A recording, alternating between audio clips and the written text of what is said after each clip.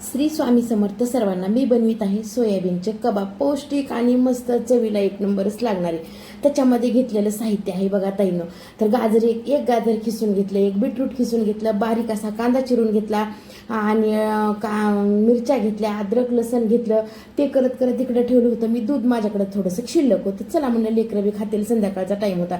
आणि मी ह्याच्यामध्ये काय घालून घेतलं तर हे पा, ह्याला गरम पाण्यात जसं की तुम्हाला दाखवलं आणि नंतर फक्त हाताने असं मॅश करून घेतलं तर मॅश झालं. ते कडक कडक पाण्यात टाकायचं ताईनं. खूप छान होतात. मुलांना वेगळं, खायला पण काहीतरी वेगळं असं. सगळे मसाले वगैरे सगळे बाहेरचे घरचे सगळे मसाले घालून घेतले. नंतर काळं मीठ पण, आपलं ब्लॅक पेपर पावडर म्हणजेच आपल्या काळ्या मिऱ्याचं पावडर ते पण घातलं. ते तुम्हाला दाखवते मी. हे पा, हे काळ्या मिऱ्याचं पावडर होतं ते पण घातलं. चवीला एक नंबर झाले होते. घरगुती सगळे मसाले, धने जिरे पावडर घातलं. सगळं व्यवस्थित असं अद्रक लसण आपल्या मिरच्याची पेस्ट करून घेतली व्यवस्थित सगळं.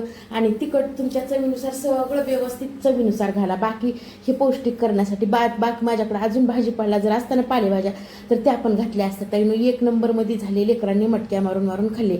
आणि वेगळं काहीतरी. आणि नॉनव्हेजची बराबरी करते बरं का. हे सोयाबीन जे आहे ना ते आठवड्यातून एकदा तरी खायलाच पाहिजे. भाजी केली तर कुणी पसंती देत नाही, कुणी खात नाही. ग्रेव्हीची वगैरे केली एक वेळेस भाजी, पण मुलांनी अशी खाल्लीच नाही बघा ताईनं. त्याच्यामुळे पिल्लू आज घरीच होती. तिचं असते काहीतरी वेगळं, मम्मी काहीतरी वेगळं बनवू, मम्मी काहीतरी वेगळं बनवू. तिनं सगळं असं व्यवस्थित असं काढून घेतलं. छोट्या टोकात बसणं म्हणून पुन्हा तिला मोठा टोक दिला. 3 चमचे त्याच्यात बेसन पीठ घातलं. पण काय झालं नंतर त्याचे गोळेच होईनं गेले ताईनं. तिनं म्हणू लागली मम्मी, मी म्हणलं अगं थांब अजून 2 चमचे. तर अजून नंतर 2 चमचे पीठ घालून त्याला व्यवस्थित असं मॅश करून घेतलं ताईनं. हातावर गोळे झाले एकदम. तळायला गेलं एक सुद्धा असा फुटला नाही किंवा काही सुद्धा नाही. पौष्टिक असे हे पा, बघू शकतात तुम्ही. पौष्टिक आणि मस्त सगळं इतके सुंदर झाले होते. तिने अजून घेऊ लागली. मी म्हणलं पहिल्यांदाच करतोय तर थोडंसं कच घे, जमलं तर अजून नंतर करू. चिटकले नाहीत काही नाही. बघा कशी व्यवस्थित फ्राय झाले. तुम्ही डीप फ्राय करा, शालो फ्राय करा, आपली मर्जी, जसं पाहिजे तसं करू शकतात. आता तर मी केलीत बघा पूर्ण तेलामध्ये. असं आता पुढच्या वेळेस असं नाही करणार. नॉर्मल तव्यावरती पण आपण थोड्याशा तेलामध्ये पण करू शकतो. बघा किती छान अशा चकल्या झाल्या होत्या. गोल गोल गोल गोल मस्त. आलू टिक्की करतो का त्या पद्धतीसारखं झालं होतं. छान असं तळायला पण सोपं गेलं. तिनंच करू लागली, मी शूट करू लागले, कारण सगळी रेसिपी पिलूचीच होती. बघा आता तळून ठेवल्याच्या नंतर तेवढे सुंदर दिसू लागले. हॉटेलमधल्यासारखं. हॉटेलमध्ये तरी काय भेटतील असे झालते बघा आपले कबाब, मस्त असे सुंदर. आणि नंतर मग तेवढं थोडीच भागत आहे, तेवढ्यावर भागत नाही. नंतर म्हणलं थोडीशी पिवळी खिचडी केली नॉर्मल अशी. कांदा टोमॅटो घालून, बटाटा घातले, एक मिरच्या घातल्या 2. आणि त्याच्यासोबत नुसती खिचडी चालती का नाही, त्याच्यासोबत केली मी पापडाची चटणी. तर पापड असे व्यवस्थित भाजून घ्यायचे, थोडेसे असे खलबत्त्यात रगडून घ्यायचे, कारण हाताने ते टोचू लागले हाताला. मी खलबत्त्यामध्ये असे रगडून घेतले. त्याच्यानंतर तुमच्या चवीनुसार हळद, मीठ जे बी घालायचं. मीठ तर कमीच घाला, कारण पापडाला मीठ असते ताईंनो, लक्षात ठेवायचं. पापडाच्या चटणीला मीठ घालताना एकदम नॉर्मल घालायचं. तिखट तुमच्या नवीन चवीनुसार घाला. शेंगदाण्याचा कूट भरपूर घालायचा आणि लसण कढीपत्ता पण भरपूर घालायचा. पण माझ्याकडे झालं काय, माझा संपला होता लसण. माझ्याकडे 2 पाकळ्याच लसण होता, तेवढाच घेतला. फक्त कढीपत्ता भरपूर घेतला ताईंनो. तर अशी बघा पापडाची चटणी. इकडे पॅन गरम करायला ठेवला, कडकडीत तेल तापू द्यायचं. जिरे मोहऱ्या भरपूर घालायच्या ताईंनो आणि गॅस बंद करायचा, कारण जे कढीपत्ता जे आहे ते आपला काळा होणार नाही, हिरव्याला हिरवाच राहणार. असा मस्त असा फ्राय होऊ द्यायचा. आता कारण तेल आपलं भरपूर तापलेलं असते, त्याच्यामध्ये लसण आणि कढीपत्ता घातला. इतका उडून येऊ लागला हातावर, बाजूला गॅसवर पण सांडला. तर म्हणलं असू द्या, जाऊ द्या, करणारे आपणच, आवडणारे पण आपणच आहोत, काय फरक पडते. ही आहे पापडाची चटणी. ही रेसिपी इतकी सोपी आणि सुंदर आहे ना, तुम्ही गावाला जाताना 2 दिवस राहू शकते. मुलांच्या डब्याला फस्त झाली एवढी सगळी चटणी. अंगत पंगत केली, सगळेजण जेवलं. व्हिडिओमध्ये कुणीच येत नसल्यामुळे बघा ताईनं मुलांना काही व्हिडिओमध्ये घेतलं नाहीये मी. आणि मी पण आज स्वतः पण व्हिडिओमध्ये जास्त म्हणजे माझं नाहीच आहे काही. सगळे रेसिपीज दाखवल्या. थोडंसं दूध होतं, बासुंदी केली, दूध आटवलं, इतकं सुंदर झालं होतं. ड्रायफ्रुट्स तळून टाकायचे म्हणलं. मध्ये मध्ये आवाज जर नसन आला तर समजून घ्या ताईनो, कारण व्हॉइसवर टाकताना चार्जिंग संपली होती. बघा अशी मस्त अशी पिवळी खिचडी केली होती. छान अशी पिवळी खिचडी झाली. मसाले डब्बा खूप घाण झाला होता, घासायला घेतला. ते पहा, आणि शेंगदाणे पण होते ते भाजून घेतले लगेच. आणि मसाला डब्यातलं साहित्य मी एका वाट्यांमध्ये थोडं थोडंच होतं काढून घेतलं. मसाला डब्बा घासून घेतला, कारण खूप हाताला चिकट लागू लागला. थोडक्यात थोडं घासलं म्हणजे व्यवस्थित राहतंय. असं घासून काढून घेतलं व्यवस्थित. असं याला झाकून ठेवलं एका साईडला. आता सकाळी म्हणलं भरता येईल, वल्ल्यात वल्लं भरलं तर अजून खराब होतं. हे पहा अजून वल्लाच होता.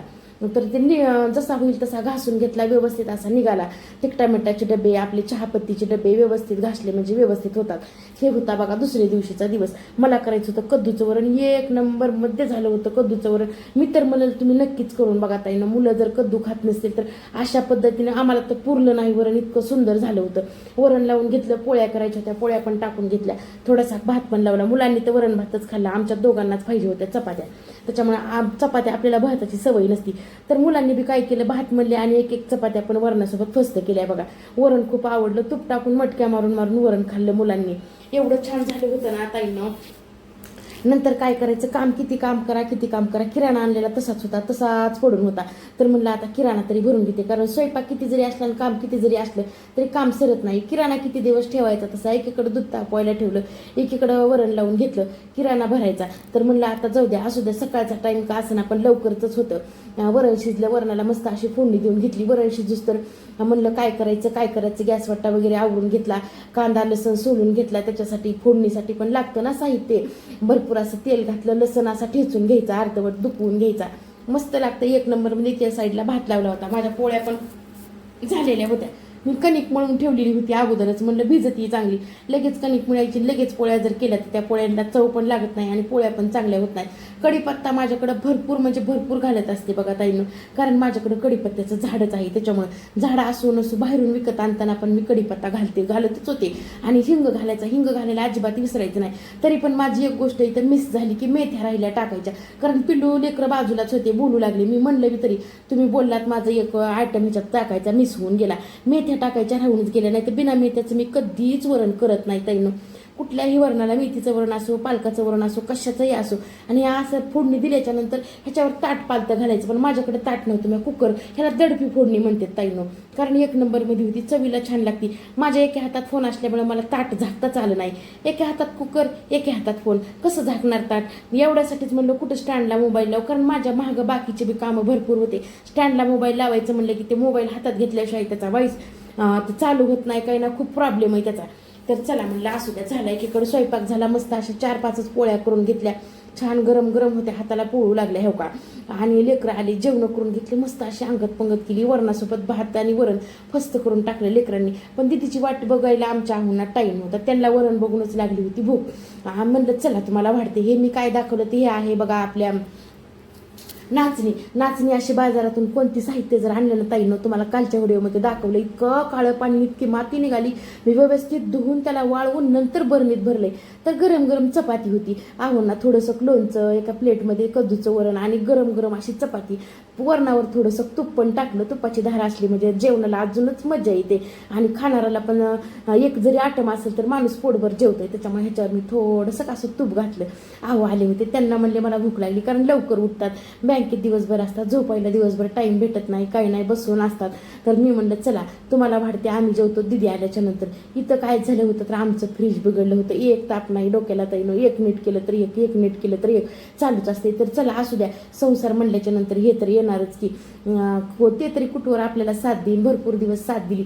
पण झालं काय, दुसऱ्या दिवशी ताईनं स्वामींचा चमत्कार म्हणा किंवा काही म्हणा, माझं फ्रीज ऑटोमॅटिकली चालू झालं. काय झालं काहीच कळलं नाही, कसं झालंय विचारत होते, हसू लागले. इतकं छान झालंय म्हणून सांगत होते, वरण खूपच मस्त झालंय म्हणले.